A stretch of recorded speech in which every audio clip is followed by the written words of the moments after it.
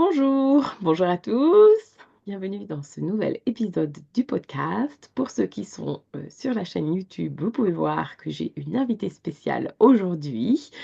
Elle s'appelle Margot et c'est une super puissante manifesteur avec une autorité émotionnelle et un profil 3-5. Elle a gentiment accepté de venir partager avec nous son expérience unique de vie à travers le prisme du Human Design, évidemment. Donc j'ai eu envie de faire cet épisode avec Margot parce que j'ai récemment eu beaucoup, bon ça fait un petit moment, pas que récemment, beaucoup de manifesteurs viennent à moi et je pense que je les attire, nous devons avoir quelques connexions. Et je vois aussi à quel point ils n'ont absolument pas conscience de leur puissance et donc, voilà, comment ils peuvent prendre leur place dans cette société. Donc, j'ai fait une séance de design humain avec Margot et donc elle a accepté de partager son témoignage, ses prises de conscience, le avant-après séance et ce que le design humain finalement lui a apporté et ce que peut-être ça pourra aussi t'aider dans ton quotidien ou si tu as un enfant manifesteur, un conjoint, un parent, nous en parlerons. Donc merci Margot, bienvenue. Alors, Merci. est-ce que peut-être je te laisse te présenter en quelques mots? Oui, je suis Margot. Euh, j'ai découvert le Human Design il y a l'été dernier par une formation de développement personnel. Euh, mais c'est resté un petit peu en suspens. J'ai pas, je me suis enfin, j'ai pris les informations que sur le moment et puis il fallait que ça décompte un petit peu. Et puis bon, on s'est rencontrés par hasard. La vie nous a mis sur le chemin. Et ça, en discutant avec toi, ça faisait longtemps, justement en tant que manifesteur, peut-être, je ne sais pas. Ça faisait longtemps que, depuis cet été, que je voulais faire mon thème, enfin, ma charte. Et je me disais, j'aimerais bien quand même trouver quelqu'un, mais face to face, enfin, rencontrer la personne déjà physiquement, parce que ben, il y a beaucoup de personnes qui pratiquent le human design, mais c'est pas facile de trouver voilà, une petite épingle dans une botte de foin. Et je t'ai rencontré et ça a été pour moi une évidence au moment exact où je t'ai rencontré. Et quand j'ai su que tu faisais du human design, c'était clair, net et précis que c'était avec toi que ça serait. Voilà. Bon, alors peut-être on peut, merci beaucoup. Eh bien oui, la vie nous amène toujours au bon endroit, aux bonnes personnes quand Mm. on est prêt. Tu avais dû laisser passer ta vague émotionnelle après cette première C'est ça, découverte du exactement. design. On va en reparler. Alors, peut-être pour ceux qui nous découvrent ou qui n'en connaissent absolument rien au design humain, peut-être simplement réexpliquer un petit peu ce que c'est en fait un manifesteur, puisque dans le design humain, il y a quatre types énergétiques. Donc, il y a les manifesteurs qui représentent moins de 10% de la population et qui sont là pour initier. Je vais développer 70% de la population qui sont des générateurs. On vit dans une société faite pour et par eux. 20% de la population est projecteur et sont là pour nous guider et 1% réflecteur pour vraiment refléter la bonne santé de la société. Et en fait, en tant que manifesteur, alors déjà, qu'est-ce qui fait que Margot est un manifesteur? C'est qu'elle a le centre du sacral. Donc, pour ceux qui n'ont pas de chart, de schéma corporel en français, le centre du sacral, c'est le deuxième carré en partant du bas. Donc, quand il est coloré, vous êtes un être sacral, donc un générateur. Et si vous ne l'êtes pas, vous pouvez être un manifesteur, un projecteur ou un réflecteur. Donc, la première chose qu'on regarde, c'est ce centre du sacral, l'énergie de vie, la force de travail, de création, qui n'est pas colorée. Ce petit carré n'est pas coloré. Donc, ça veut dire que c'est une énergie qui n'est pas constante, accessible, et c'est une énergie que vous allez prendre des autres et amplifier. Et le deuxième point qui fait de Margot un manifesteur, et des autres manifesteurs aussi bien sûr, c'est le centre de la gorge qui va être lui activé. Euh, et donc est lié, pardon, aussi à un centre moteur, hein, voilà. Donc ça va être important. Donc, un manifesteur, comme je vous ai dit, moins de 10% de la population, donc c'est quand même pas beaucoup, donc ils sont très importants et ils sont là pour initier, dans le sens de commencer des choses, voilà, de vraiment d'avoir de l'influence, d'être indépendants. Ils sont extrêmement puissants, ce sont les anciens rois en fait. Alors ok, on leur a coupé la tête, mais voyez, c'est pour vous donner un petit peu l'ampleur de leur puissance. C'est les anciens monarques. Donc, en fait, quand ils rentrent dans une pièce, on les sent tout de suite. Et quand ils partent, on sent aussi que leur énergie n'est plus là, puisqu'ils sont là pour nous impacter, euh, pour vraiment avoir une influence sur nous, qu'on en ait conscience ou pas. Euh, et d'ailleurs, la plupart des manifesteurs n'ont absolument pas conscience de cette aura qui d'ailleurs s'appelle, alors les mots en design humain sont toujours particuliers, mais fermée et repoussante parce que justement c'est une protection. Alors c'est souvent assez difficile pour un manifesteur parce que justement, on est dans une société où on nous pousse énormément à initier, à être force de proposition, à aller de l'avant, oui, à prendre des initiatives. Mais quand on a quelqu'un qui le fait vraiment, ben c'est un peu dérangeant, ça fait un petit peu peur, quelqu'un qu'on ne peut pas contrôler, qui est très indépendant.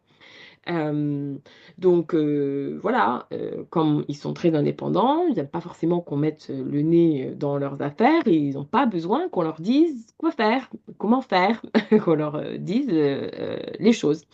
Euh, donc, le manifesteur est là pour initier, pour que les générateurs puissent leur répondre, les projecteurs guider, les réflecteurs refléter la société. Donc, si chacun vraiment reste bien à sa place, le cercle est magnifique. Bon, voilà. Je préfère plus de commentaires.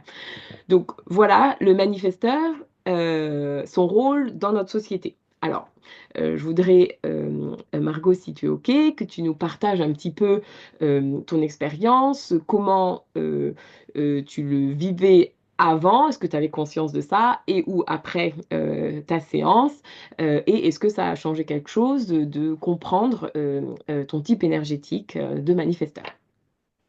Alors oui, ça a changé beaucoup de choses parce que tout d'abord, je n'avais pas conscience en fait de cette aura que tu parles. Et finalement, après la séance et après en fait toutes ces informations-là, j'étais beaucoup plus observatrice, comme par exemple quand tu rentres dans une pièce ou quand tu rencontres quelqu'un et que la personne recule un petit peu parfois, enfin, sur certains, je ne comprenais pas. Et en fait, maintenant que j'en ai conscience, j'agis aussi en conséquence pour ne pas non plus embêter les autres.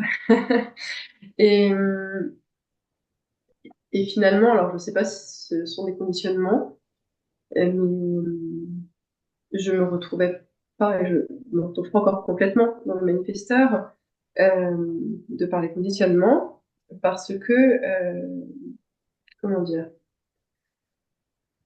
sur ce côté euh, initiateur. Je pense que en tant qu'enfant manifesteur, on veut aller de l'avant et être très initiateur. Et quand on est très initiateur comme ça, comme un manifesteur, en fait, on nous dit, eh oh, stop, non. En fait, on demande à un générateur d'être manifesteur et un manifesteur de se fondre Exactement. dans le moule. Et donc, du coup, on se retrouve après à l'âge adulte à ne pas oser et ne pas initier, en fait. Et on reste dans l'attente que quelqu'un nous propose quelque chose. En tout cas, moi, c'est ce dans quoi j'étais. Et du coup, suite à la science, je travaille justement à initier un petit peu plus. Ça peut être des choses très bêtes du quotidien, hein. Même appeler quelqu'un pour organiser une rencontre. C'est pas forcément moi qui vais l'organiser. Et j'ai toujours eu tendance à procrastiner par rapport à ça. Et maintenant, du coup, je tends à le faire de moins en moins. Et je me rends compte que ça se passe bien. Alors, il y a plein de choses super intéressantes dans ce que tu dis parce que, oui, alors si je prends à peu près dans l'ordre, oui, les enfants manifesteurs, ça peut être très difficile pour eux parce que, alors, tu as raison, il y en a, on va les laisser initier parce qu'ils apprennent, etc. Mais à un certain moment, les parents, ils se rendent vite compte que ils peuvent pas vraiment Voilà. contrôler cet enfant. Et en fait, l'enfant, bah, pas qu'il n'a pas besoin d'eux, mais presque. Donc en fait, il faut vraiment lui faire confiance que l'enfant sait ce qu'il est en train de faire et c'est ça qui va éviter le conditionnement plus tard. Et ça peut être vraiment difficile en fait pour un parent de dire bah à quoi je sers quoi. Bien non, c'est Oui, être là en support. Alors bien sûr, il y a les dynamiques familiales, etc. Euh, mais ça, c'est vraiment important en ayant un enfant manifesteur. Alors, peut-être je fais une petite parenthèse dans la parenthèse, mais euh, oui. tu as un enfant manifesteur. Oui, j'attendais que tu termines pour en parler. Je voulais pas Peut-être tu peux en parler, ouais.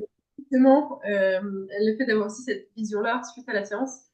Je regarde mon fils autrement, ou en tout cas dans l'interaction que j'ai avec lui. Mm. Je laisse beaucoup, enfin finalement je lui offre beaucoup plus de liberté dans ses choix et j'essaie de ne pas le couper dans son élan euh, parce que finalement il a toujours des bonnes idées. Enfin, toujours. Pas toujours, mais en tout cas, il a toujours une multitude d'idées. Alors, parfois, c'est pas forcément le bon à la fin, mais c'est plus le côté créativité, en fait, que j'essaie de ne pas couper, parce que finalement, il est très créatif. Après, oui, on peut avoir l'impression que ça part dans tous les sens, mais finalement, en observant, je me rends compte que dans sa tête, finalement, il sait la finalité de là où il veut aller.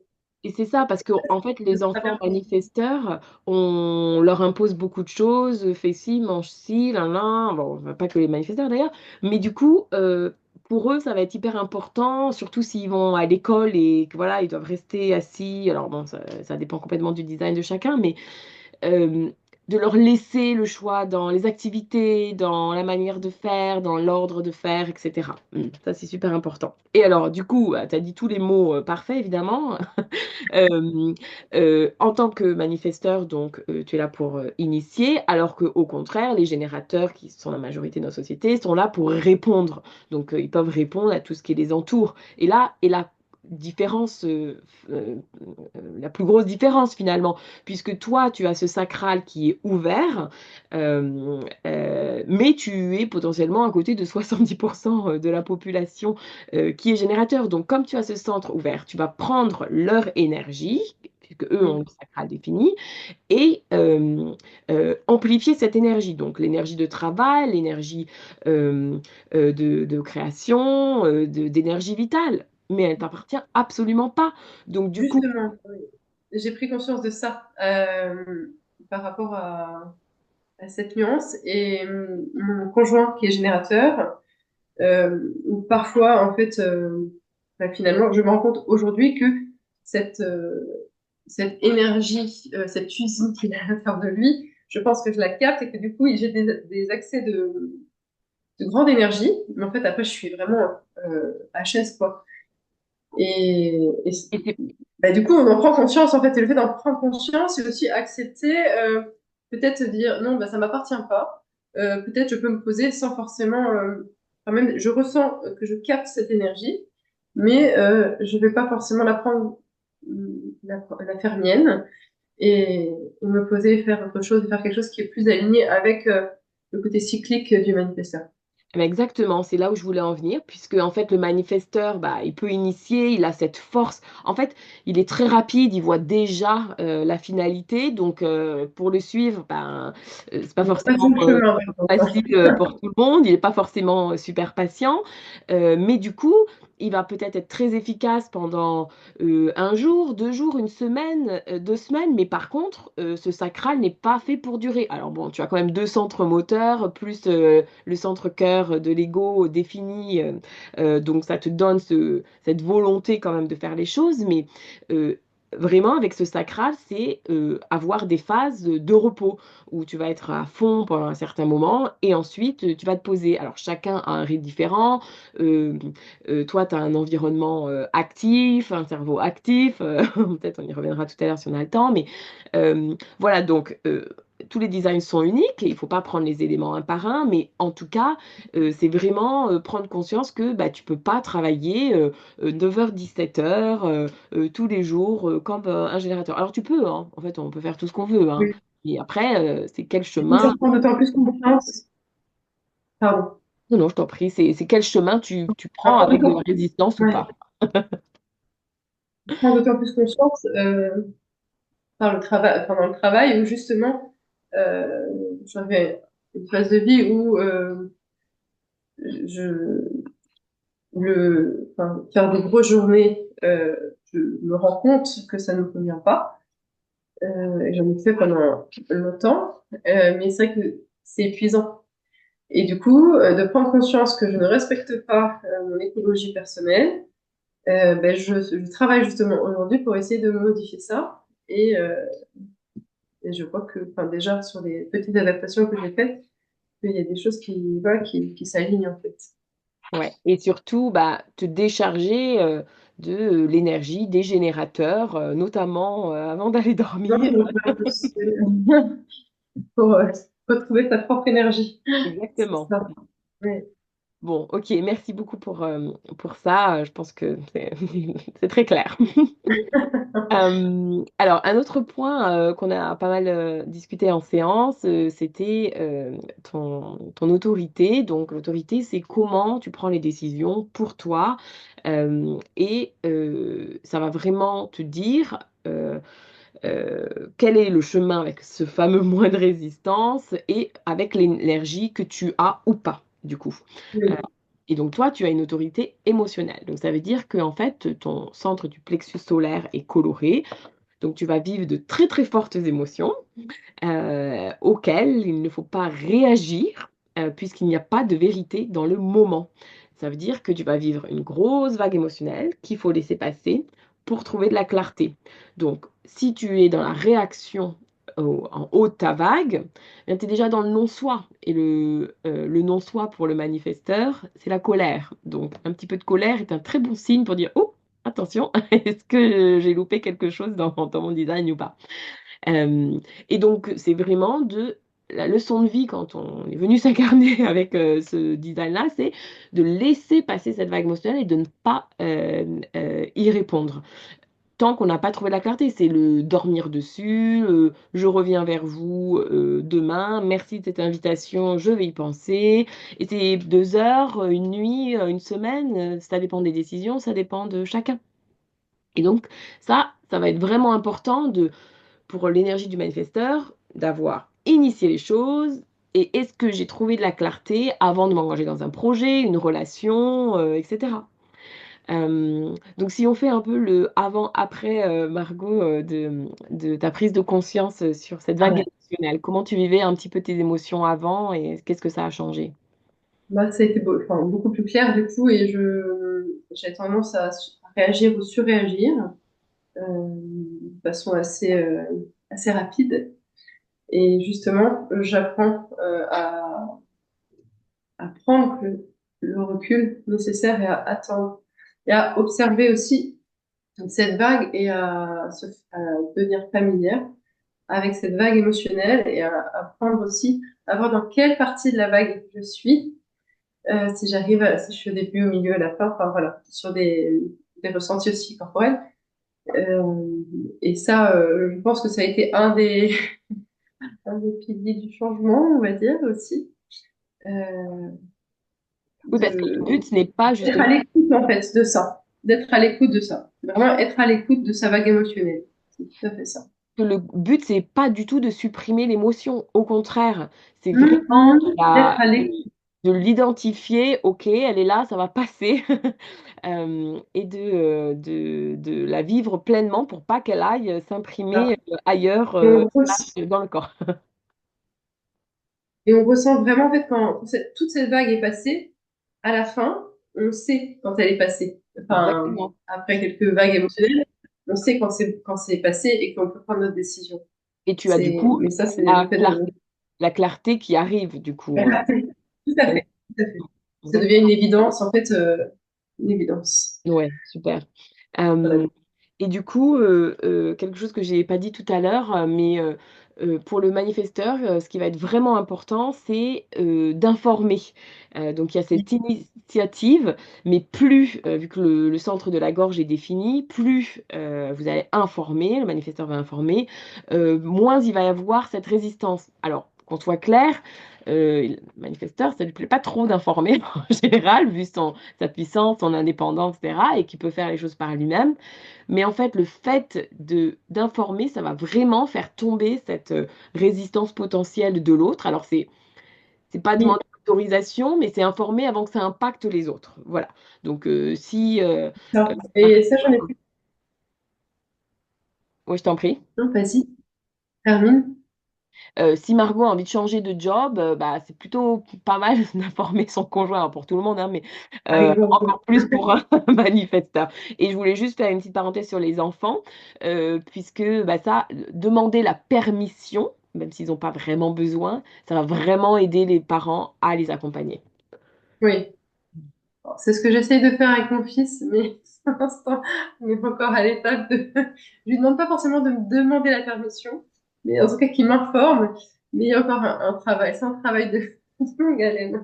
Et puis, il Mais faut par juste contre, bon, trouver le mode de communication qui convient. Bon, là, oui, c'est encore petit, mais des messages sur le frigo, oui, des voilà. SMS, oralement, peu importe, quoi.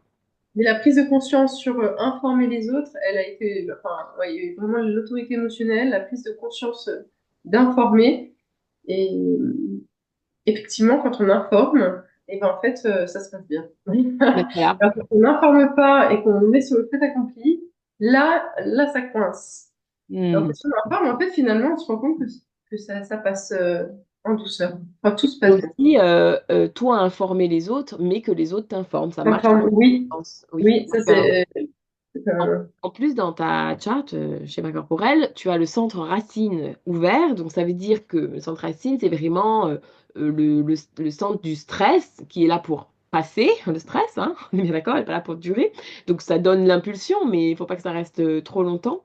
Euh, et donc, eh bien, je donne toujours l'exemple, quelqu'un qui a ce centre ouvert, on lui demande de rendre sa copie pour le vendredi, bah, le lundi, hop, il va vouloir vite le faire pour se débarrasser de cette pression, alors que celui qui a le centre défini, bah, il va le faire jeudi soir et c'est OK. Mais je dis toujours, il y a toujours quelque chose à faire, donc être constamment sous cette pression, et en plus, tu as aussi le centre de la tête ouvert, donc ça fait qu'on est dans une sorte de sandwich de pression de vouloir répondre à toutes les questions du monde, plus ce stress maintenant de faire, alors que voilà, c'est pas là pour ça. Bah, c'est pas forcément facile. Et alors, une dernière chose pour finir sur cette vague émotionnelle liée au sacral, mais le sacral et la vague émotionnelle, euh, euh, tu as la porte. Quand on agit comme un générateur dans le conditionnement, bah, c'est d'être people pleasing, de dire oui alors que voilà. Et justement, tu as la porte 29 activée dans ton sacral qui, lui, n'est pas activé. Et donc, c'est de dire oui, mais pas pour les bons projets ou pour faire plaisir. Et du coup, bah, ça crée quelques blocages, mal à dire. Oui, tout à fait. Et là, Et ça fait de plus en plus écho. Euh, Ça fait de plus en plus écho, justement, cette chose-là. parce que quand Enfin, j'en prends conscience. Mm. on est dans le sacral, on est dans les relations, l'argent, le travail, donc bah, les croyances qui nous appartiennent pas potentiellement aux générateurs, qui eux sont là pour travailler, eh bien, font remonter des peurs qui ne nous appartiennent pas forcément. Et bah, là, dans le sacral, on est, alors on va pas donner la situation personnelle de Margot ici, mais voilà, vous pourrez écouter, il y a un épisode dédié au sacral, on est sur bah, les mal de dos, les problèmes de reproduction, etc., etc. Et tout ça, c'est très clair en fait, hein, relation, argent, travail. Voilà, donc les peurs sont assez facilement identifiables. Voilà, je vous referme cette parenthèse. Qu'est-ce que on avait vu d'autre principalement dans ton design? Alors oui, j'en parlais un petit peu tout à l'heure sur l'aspect nourriture, cerveau, puisque Oui. en fait, en tout cas, Margot a un cerveau actif, elle a besoin d'être nourrie intellectuellement, mais ça marche aussi pour la nourriture, la digestion, voilà. C'est ce qu'on appelle la détermination en design humain. Donc, c'est la flèche qui est en haut du schéma corporel, complètement à gauche, tout en haut à gauche. Donc, Margot, elle a une flèche active, ça veut dire qu'elle a besoin d'être alimentée avec des informations et en plus, elle a un environnement actif. Donc, tout ça est bien actif, pas de problème. Euh, alors, encore une fois, il n'y a jamais de problème en fait. Les designs, ils sont absolument parfaits comme ils sont. On a choisi cette incarnation-là, donc tout est juste et tout est à sa place, comme je dis toujours. Donc, avec un cerveau actif, une détermination active, ça va être un repas 3 fois par jour et pas de grignoter un petit peu toute la journée. Absolument rien contre le grignoter toute la journée. Il y a d'autres personnes avec des designs qui ont besoin de manger quand ils ont faim. Mais par contre, Margot, c'est pas le cas. Justement, elle a besoin de 3 repas de manière consistante. Et En fait, on peut voir à d'autres endroits dans le design les besoins, si c'est plus des protéines, des féculents, des fibres, des graisses. Ce qui est ressorti de la séance avec Margot, c'est que donc ces 3 repas par jour, de manger ce qui lui convient de manière assez simple, hein. Elle a les goûts ouverts, on dit, mais que ce soit beaucoup plus de féculents. Voilà, je vais laisser Margot partager son expérience par rapport à ce point. J'ai toujours eu envie de manger pas mal de féculents, mais j'avais un peu de culpabilité à manger parfois que des féculents, parce qu'on notait qu'il faut manger 5 fruits et légumes par jour, non pas qu'il ne fallait pas manger de fruits et légumes. Mais en fait, mon corps, finalement, je n'étais pas à l'écoute de mon corps, puisque mon corps me disait qu'il avait envie de manger ça. Mais on apprend qu'il ne faut pas manger que ça. Et du coup, suite à notre séance, c'est vrai que, de un, j'ai beaucoup moins culpabilisé à manger des féculents. Et j'ai beaucoup plus fait attention aux 3 repas par jour. Et effectivement, je retrouve une clarté et un dynamisme aussi, un dynamisme que je n'avais plus. Et encore maintenant, là, avec le week-end de Pâques, où on mange un petit peu plus de façon étalée, ça a été plus difficile, du coup, au niveau de l'énergie tout simplement corporelle, hein. Et donc, je prête davantage attention à ça et j'essaie vraiment enfin, me reposer, ça me fait du bien. Donc, j'applique en fait ça, enfin, avec parcimonie, mais quand mon corps me dit j'ai envie de ça, voilà, je l'écoute maintenant, en fait, Et c'est beaucoup ça. plus. Alors, en plus, Margot a le centre de l'intuition, le centre de la rate défini qui est relié à sa gorge. Donc, elle est vraiment là pour parler son intuition. Euh, c'est vraiment sortir de cette homogénéisation de tout le monde doit manger des légumes, tout le monde doit 5 fruits et légumes par jour, bah, c'est pas pour tout le monde. Euh, voilà, c'est chacun a ses propres besoins de manger dans certaines circonstances et certaines conditions et des besoins alimentaires spécifiques. Euh, Parce que c'est pas seulement votre corps que vous alimentez, c'est votre cerveau, comme j'ai commencé à l'expliquer. Donc en fait, vous nourrissez votre cerveau, vous nourrissez tout votre design. S'il y a que 3 choses à retenir dans votre design, c'est votre autorité, votre stratégie, donc stratégie de manifesteur d'initier et d'informer. L'autorité pour Margot, là, c'est l'autorité émotionnelle, ça peut être d'autres autorités hein, selon les manifesteurs. Et la détermination, cette flèche de la digestion du cerveau. Ça change absolument tout. Euh, donc voilà, merci beaucoup pour pour ce témoignage. Et alors, d'ailleurs, je revois là, en regardant les notes de notre séance que un des traumas génétiques qui est dans ton design, hein, on en parlait, c'est justement la culpabilité. Et du coup, ça revient énormément, même dans ton discours. C'est justement sortir de chez Effectivement, pendant que tu dis. pardon. C'est vraiment ça, quoi. Voilà.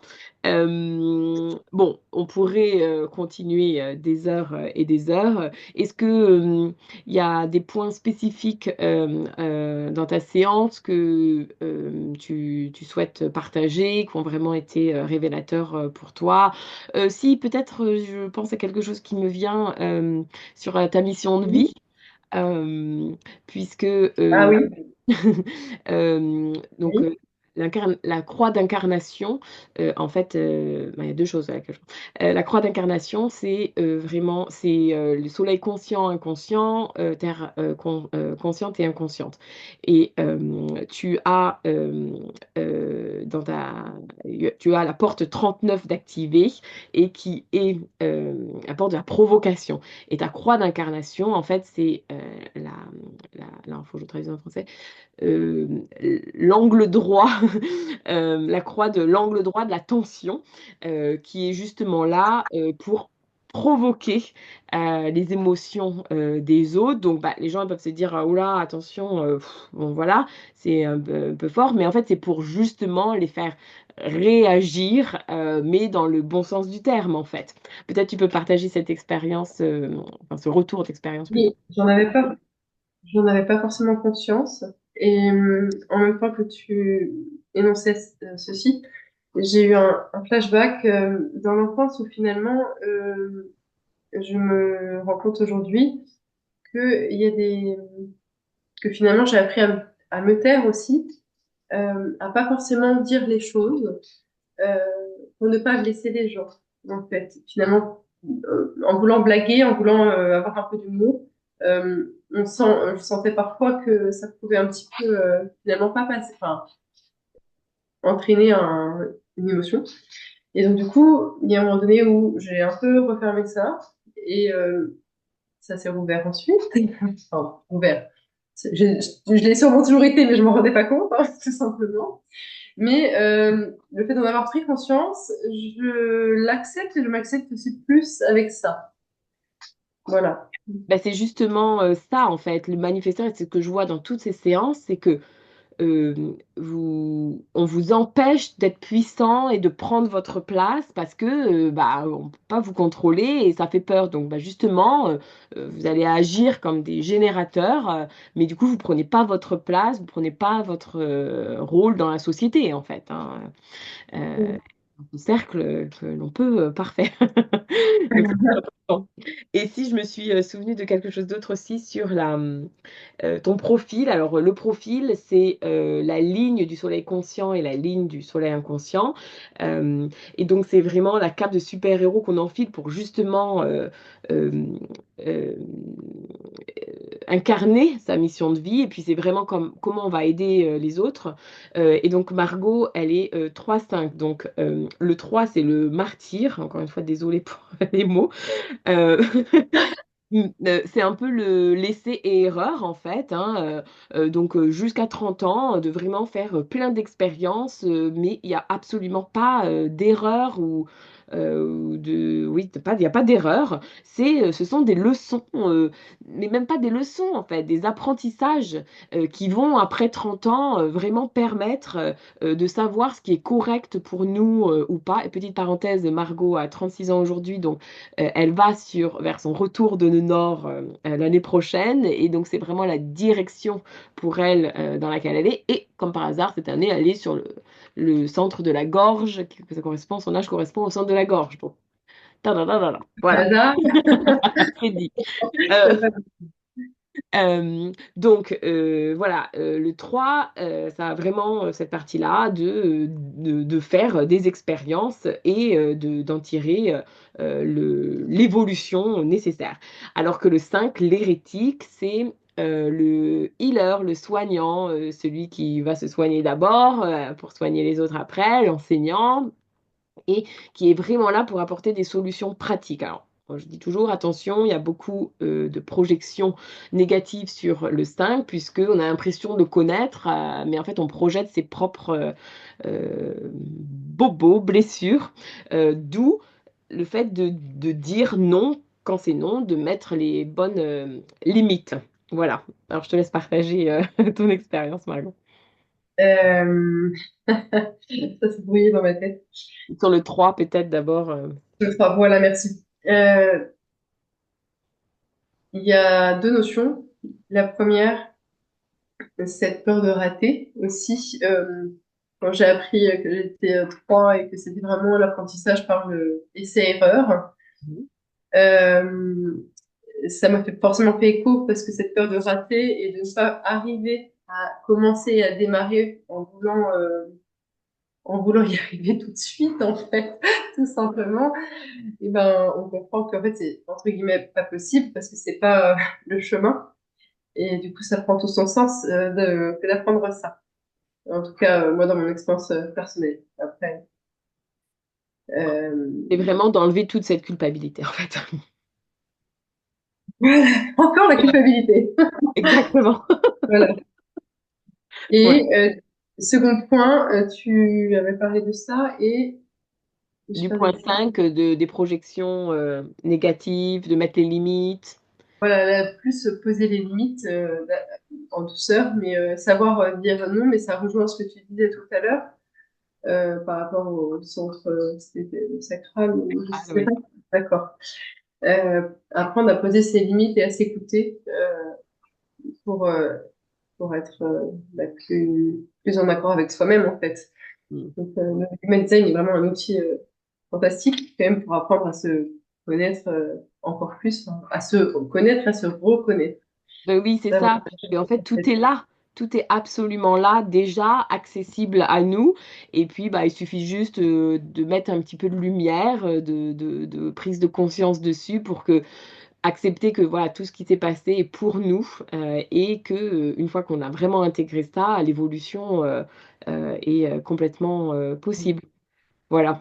Du coup, qu'est-ce que tu dirais à quelqu'un qui n'a jamais euh, jamais entendu parler de design ou n'ose pas faire une séance? Alors, pour moi, très clairement, tout le monde devrait faire une séance dans sa vie pour apprendre à se connaître.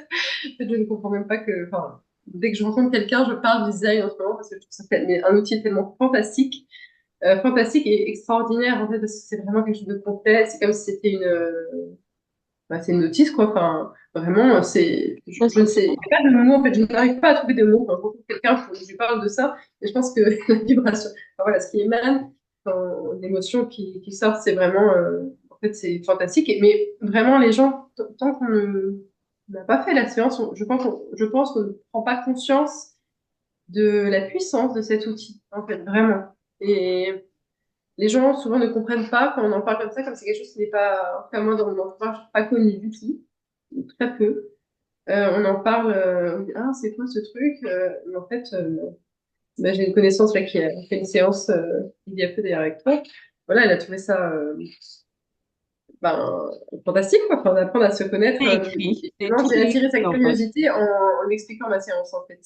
Mm. Donc, Oui, en fait, les gens pensent souvent que c'est assez léger, voilà, il y a un oui, petit peu d'astrologie, donc bon, texte qu'on voilà. trouve sur Internet, sur les petites choses, mais en fait, ça va au-delà de tout ce qu'on peut trouver. En fait, le fait de faire une séance, c'est vraiment une personne, enfin, en l'occurrence là, ici toi, qui va faire Les ce connexions. lien avec toutes les informations. Euh, En fait, tu fais la connexion des hémisphères cérébraux, quoi, que tout le monde n'arrive pas à faire. C'est ça. En fait, tout simplement. Nous, ça se connecte pas parce qu'on n'a pas toutes les informations.